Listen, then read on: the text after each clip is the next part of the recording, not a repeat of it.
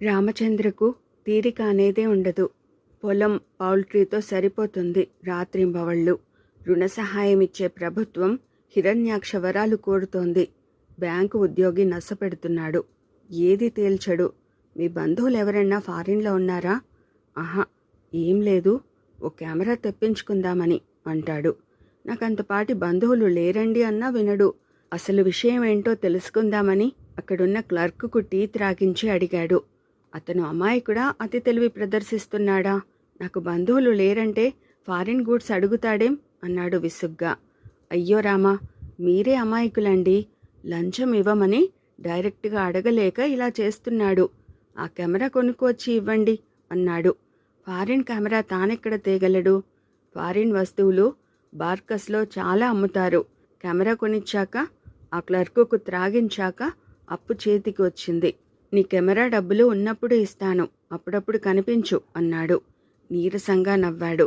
ఈ లంచగొండితనం ఎలా రూపుమాసిపోతుందో అనుకున్నాడు. ఏదైతేనేం 2000 కోళ్లను పెట్టాడు. ఆ ప్రక్కనే షెడ్డు వేస్తున్నాడు, గేదెలు కూడా పెట్టాలని. ఒకసారి ఎలా అధికారులను పట్టి అప్పు సంపాదించాలో అర్థమైంది. ఇదివరలో ధర్మయ్య ఆదేశానుసారం వరి మాత్రమే వేసేవాడు. నీటి పారుదల వసతి ఉండి మంచి పొలాలైతే వరి లాభదాయకమే. తెలంగాణ రాళ్ల పొలాలలో వరి పంటతో బాగుపడినవాడు లేడు. తనకు సరిపోయే వరి మాత్రం వేసి మిగతాదంతా కూరగాయలకు తయారు చేసి పెట్టాడు. అతను జీతగాడికి సలహాలు ఇచ్చి ఇంటిదారి పట్టాడు. ఊరి పెద్ద చింత క్రింద చిన్న బుడ్డ ఏరుతోంది చిలకమ్మ. ఆమె దృష్టిలో పడవద్దని తప్పుకోబోయాడు. కాని ఆవిడ చూడనే చూసింది. ఎవరది? రావుడు, ఏమిట్రా బంగారం అయ్యావు అన్నది. బంగారం నీ ఒంటి మీదే ఉంది పిన్ని అన్నాడు నవ్వుతూ. ఎందుకో గాని ఎవరూ మరో వరుసతో పిలవరు. అందరూ చిలకమ్మ పిన్ని అంటుంటారు. నీ మాటలు బంగారంగాను. ఎప్పుడవుతాయో చెప్పు పిన్ని. మా నాన్న సత్యాగ్రహం చేసి అమ్మ నాంతాడు అమ్మాడట, అది చేయిస్తాను అన్నాడు.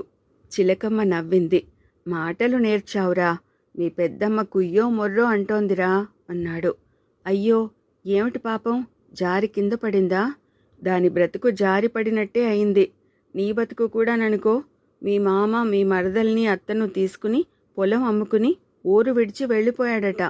ఏమిటోరా, ఈ కష్టాలు పగవాళ్లకు కూడా రావద్దు అన్నది. ఆమె ధోరణి చూస్తే నొసలు వెక్కిరిస్తే నోరు సానుభూతి చూపినట్టు ఉంది. మా పెద్దమ్మకేం నొప్పిట? ఈ వార్త ఆమె అల్లుడికి చేరవేయమను, చాలా సంతోషిస్తాడు అన్నాడు. అక్కడ ఇంకా ఉంటే నోరు జారుతానేమో అని భయపడి ఆగకుండా ఇంటికొచ్చాడు. ఊరుకో అమ్మా, ఊరుకో. భాగ్యమ్మ అనునయింపు మాటలు విని ఆశ్చర్యంగా ఇంట్లోకి తొంగి చూశాడు. భాగ్యమ్మ ఒళ్ళో తలపెట్టి వెక్కి వెక్కి ఏడుస్తోంది రాజ్యలక్ష్మి, అతని మరదలు. ఇంతకుముందే అడ్రస్ లేకుండా పోయిందని విన్నాడు. అతను ఇంట్లోకి అడుగు పెట్టి ఒక్క నిమిషంలో వెనక్కి తిరిగాడు. ఎవరు? రారా రాముడు, ఎంత పని జరిగింది అన్నది. అతను పౌరుషంగా ఏదో అనబోయి రాజ్యలక్ష్మి దీనవదనం చూసి ఊరుకున్నాడు. చూడరా, దీన్ని స్టేషన్లో వదిలి అన్నయ్య వదిన ఎటో వెళ్ళిపోయారట అన్నదామె. సరేలే, ఆమెను తీసుకువెళ్ళి వాళ్ళత్త దగ్గర వదిలిరా అన్నాడు కరుగ్గా. రాజ్యలక్ష్మి లేచి అవతల గదిలోకి వెళ్ళింది. అతను స్నానం చేసి భోజనం చేశాడు. నిద్ర వచ్చింది. అతను నిద్ర లేచి ముఖం కడుక్కుంటుండగా ఓ కవరు తెచ్చి ఇచ్చింది భాగ్యమ్మ. ఏమిటి అన్నాడు ముఖం చిట్లించి. అది కాదురా, మీ మామ ఒకవేళ తనకేమన్నా అయితే నీకు ఇమ్మన్నట్ట అన్నదామె. అతను కవరు దిండు కింద తోసి టీ త్రాగాడు. ఆ పిల్ల వెళ్ళనంటుందిరా అన్నదామె. మరైతే ఏం చేస్తానంటావు కోపంగా అడిగాడు. అలా కస్సుబుస్సుమంటే నేనేం చెప్పను, 2 రోజులుంటుంది, ఏమనకు, నచ్చ చెబుతాను అన్నది. సరే నీ ఇష్టం అన్నాడు అన్యమనస్కంగా. మీ మామ ఏం రాశాడో చదువు అన్నది. అతనేం మాట్లాడలేదు. చెప్పులేసుకుని బయటికి నడిచాడు. అతని హృదయం ఓ మహాసాగరం అవుతోంది. మరచిపోయిన గాయాలు మళ్లీ రేగినట్లయ్యాయి. వెళ్ళి పొలం దగ్గర బావిగట్టుపై కూర్చున్నాడు. రామచంద్రబాబు, కాస్త ఇంజన్ చూస్తావా, పెద్ద చప్పుడవుతోంది. పక్క పొలంలోని రైతు వచ్చాడు. రామచంద్ర తన ఆలోచనలకు స్వస్తి చెప్పి వెళ్ళి ఇంజన్ బాగు చేశాడు. అప్పటికే బాగా చీకటైంది. ఏమిటో బాబు, మిమ్మల్ని శ్రమ పెట్టాను. లేకపోతే రేపు చేను ఎండిపోయేది అన్నాడతను. బాగుందే మీ మాట. రేపు నాకేదైనా అవసరం వస్తే మీరు సహకరించరా ఏం అన్నాడు నవ్వుతూ. అతనింటికి వచ్చేసరికి తల్లి రాజ్యలక్ష్మిని వెంటబెట్టుకుని ధర్మయ్య ఇంటికి వెళ్ళిందని తెలిసింది. పశువులు కాసే అబ్బాయి ఇంటి ముందు కూర్చుని పురితెగిన తాడు పేనుతున్నాడు. ఆమె రానంటే బాగుండదని అమ్మే తీసుకుపోయిందయ్యా అన్నాడు కుర్రాడు. రామచంద్రకు కోపం వచ్చింది. వివాహమైన కొత్తల్లో శ్రీలక్ష్మి వెళ్ళటానికి అభ్యంతరం చెప్పేది. తల్లి బలవంతం చేసి పంపేది. ఆ ఇంట్లో కళకు జరిగే అపురూపం చూసి ఆమె చెల్లించిపోయింది. డబ్బు ప్రలోభం పెద్ద పెద్దవారిని అవినీతికి లాగుతుంది. అక్షరాలు మాత్రమే నేర్చుకున్న శ్రీలక్ష్మి ఎంత? భర్తగా కొంత ధన బాధ్యత కూడా ఉంది. ప్రతి పురుషుడు భార్య కనీస అవసరాలు తీర్చే స్తోమత ఉంటేనే వివాహమాడాలి అనుకున్నాడు. ఈ పెద్దవారు చాదస్తాలతో వయసు తప్పిపోయినట్టు పెళ్ళో అంటూ ప్రాణాలు తీస్తారు అనుకున్నాడు. అతనికి శ్రీలక్ష్మి పట్ల ఉన్న ఆగ్రహం ఆవిరైపోయింది. మెల్లగా లైటు వేసుకుని మామగారు వ్రాసిన ఉత్తరం విప్పాడు. నాయనా రామచంద్ర, నీవు అల్లుడివి కాదు నాయనా, కొడుకువి. అందుకే నా బాధ నీ ముందుంచుతున్నాను. ఊళ్ళో ఉంటే అందరూ ఒకటే మాట, కూతురు లేచిపోయిందటగా అంటూ. ఆ అవమానం భరించలేను. కాకుల్లా పొడుస్తుంటే రోజూ చస్తూ బ్రతకలేనేమో అనిపించింది. పొలం అమ్మాను. ఆ డబ్బు మా ఊరి పోస్టాఫీసులో ఉంది. కొంత మేము తీసుకువెడుతున్నాం. ఆ డబ్బు నీకు ఇచ్చేలా వ్రాసిన కాగితం రాజ్యం దగ్గరుంది. శ్రీలక్ష్మి నా దృష్టిలో చచ్చిపోయింది. నీకిష్టమైతే రాజ్యానికి ఆ స్థానం ఇవ్వు. లేదంటే ఒక అన్నగా ఆ డబ్బుతో దాన్ని ఒక అయ్య చేతిలో పెట్టు. యాత్రల వల్ల ఏమైనా మనశ్శాంతి కలిగితే తిరిగి వస్తాము. నీ దగ్గరికే వస్తాము. ఈ బాధ్యత అప్పగించినందుకు ఏమనుకోకు. ఇట్లు వెంకటరత్నం వ్రాలు. రామచంద్ర గాఢంగా నిట్టూర్చాడు. తను నోరు చేసి గట్టిగా జవాబు ఇస్తున్నాడని సరిపోయింది కానీ తనను మాత్రం తక్కువ అవమానం చేశారా? నీ భార్య సినిమాలో వేషాలు వేసి డబ్బు పంపుతుందట కదా అని ఒకరు, లాడ్జింగులకెళ్ళి సంపాదిస్తుందట కదా అని ఒకరు, కళావతి నల్లగా పీలగా పీచుగా ఉంటుందని మీ ఆవిడను పట్టాడట కదా, పరామర్శించినట్టే పరామర్శించి హృదయపు లోతుల్లోకి మొండి బాకు దిగేస్తారు. రామచంద్ర అదే చిరునవ్వుతో బాధను బిగబట్టి, నా భార్యలా వెళ్ళాలని ఉంటే, మీ భార్యలను అక్కడికి పంపాలని మీకు ఉంటే చెప్పండి, మా బావకు వ్రాస్తాను అనేవాడు. ఏదో ఉండబట్టలేక అడిగితే ఎంత మాట అంటున్నాడు. మా పెళ్ళాలు అలా చేస్తే తల అడ్డంగా నరుకుతాం అంటూ వెళ్ళిపోయేవారు. చాటుమాటు వ్యవహారాలు బయటికి వస్తే తల నరకడం మాత్రం మర్చిపోకండి. గుడి దగ్గర కూర్చునే పెద్దవారు రామచంద్ర వెళ్తుంటే పిలిచేవారు. రామచంద్రకు ఇక పెళ్ళాం తప్పితే ప్రపంచం లేదన్నట్టు సానుభూతి కురిపిస్తూ మాట్లాడేవారు. ఎర రాముడు, అది వచ్చే జాడేమైనా ఉందా? ఉత్తరం వస్తే మొదట మీకే చెబుతానుగా అనేవాడు. అది కాదురా, దానికేం పోయే కాలం అంటూ మరొకతను వక్రంగా నవ్వేవాడు.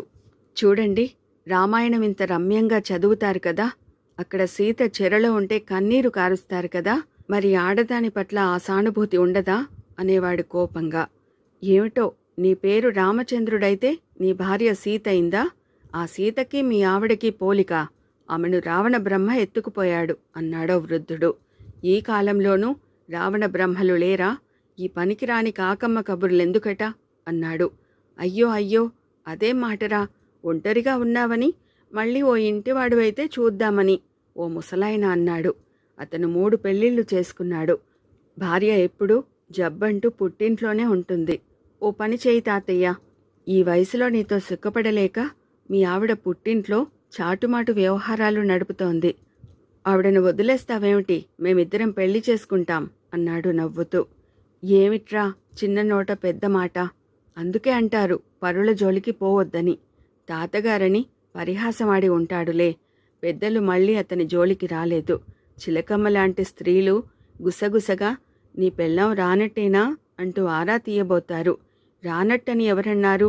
రాత్రి బస్సులో వచ్చి ఉదయం వెళ్తోంది అంటాడు. స్త్రీకి స్వేచ్ఛ కావాలి. ఎలాంటి స్వేచ్ఛ అన్నది ఎవరూ చెప్పలేరు. 25 నిండుతున్న రామచంద్రకు అర్థం కాలేదు. లైంగిక స్వేచ్ఛే స్వేచ్ఛ, చెలంగారిని అర్థం చేసుకోలేకపోయాడు. విడాకులే స్వేచ్ఛ, మగవాడి అధీనం నుండి తప్పించుకోవడమే స్వేచ్ఛ, అది కాదేమో. దాంపత్యానికి కట్టుబడిన భర్త కూడా స్వతంత్రుడు కాడు ఆ లెక్కలో. మగాడిని ఓ చెంపదెబ్బ వేయడంతో స్త్రీకి స్వాతంత్ర్యం వస్తుందా, ఆర్థికంగా ముందంజ వేస్తే వస్తుందా నిర్ణయించలేకపోతున్నాడు. పరిణామ దశలో ఉన్న సమాజం స్త్రీ పతనానికి దారి తీస్తుందేమో. సంధియుగం, సమగ్ర పరిశీలన అవసరం. పడకగదిలో ఏం చేస్తున్నావురా? భాగ్యమ్మ వచ్చింది. ఏం లేదమ్మా. భాగ్యమ్మ వచ్చి మంచం చివరలో కూర్చుంది. బంగారం డబ్బు శ్రీలక్ష్మి పంపితే వద్దన్నావుట. ఆ మాటేనా? ఇంకేమైనా మాట్లాడడానికి ఉందా?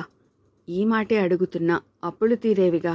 అతను జవాబు చెప్పక బయటికి వచ్చాడు. ఎదురుగా నిల్చుంది రాజ్యలక్ష్మి. ఆ పిల్ల తనకేం తెలియనిది కాదు. ఉదాసీనంగా ఉండి తను పలకరించలేదు. అందుకే భయపడిపోతోంది. రాజీ, పరీక్షకు కట్టలేదా అన్నాడు.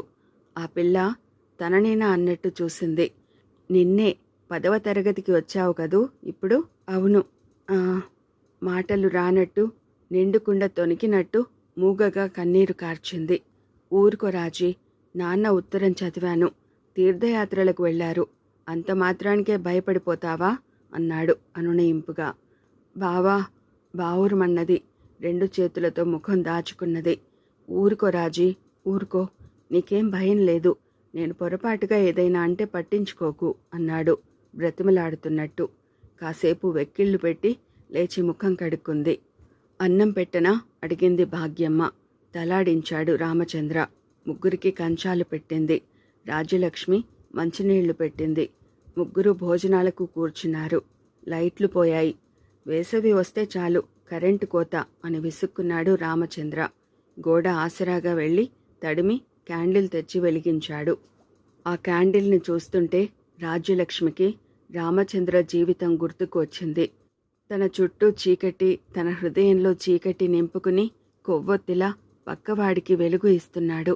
లేకపోతే తన పట్ల ఇంత సానుభూతి చూపవలసిన అవసరం ఏమిటి? తిను రాజీ. ఆమె గబగబా అన్నం కలిపింది. భాగ్యమ్మ ఇద్దరినీ చూసి నిట్టూర్చింది. రాజ్యలక్ష్మి రాకతో ఆ ఇంట్లో ఆవరించిన స్తబ్దత మెల్లమెల్లగా తగ్గిపోయి పరిసరాలు ప్రాణం పోసుకున్నట్టయ్యాయి. రాజ్యలక్ష్మి భాగ్యమ్మ చేతిలో పని అందుకుని చేస్తుంది. అటు రామచంద్ర పనులు చూస్తుంది. ఆమెనలా ఉత్సాహంగా చూస్తుంటే రామచంద్రకు నిశ్చింతగానే ఉంది. 2-3 ఎకరాలున్న పేద రైతులు ఎదురొచ్చారు. రామచంద్రయ్య, నీకు పోటీ అనుకోకు బాబు. మేం కూడా పౌల్ట్రీ ఫామ్ పెట్టుకుందాం అనుకున్నాం. పిల్లలు చదువులకు పెళ్లిళ్లకు వచ్చారు. ఈ పంట మీద ఏమొస్తుంది అన్నాడు ఒకతను. తప్పక పెట్టండి. నాకు పోటీ అనుకోవడం లేదు నేను. మీరు పెడితే కోళ్లకు వేసే మేత లారీలు, గుడ్లు కొనడానికి వచ్చే లారీలు తేలికగా వస్తాయి అన్నాడు. అలాగా బాబూ? అతను ఆశ్చర్యంగా చూశాడు.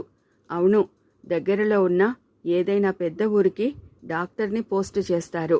వాళ్లకు ప్లాన్ ఇచ్చి ఎలా పనులు చేసుకోవాలో చెప్పాడు. వాళ్ళు సంతోషంగా అతడికి దండం పెట్టారు. ఏ పని చేసినా కృషి దీక్ష ఉండాలి అన్నాడు. తప్పకుండా బాబూ. మా పెద్దవాళ్ళు వరి తప్ప మరొకటి వేయడానికి మన పొలాలు అనువుగా లేవన్నారు అన్నాడు.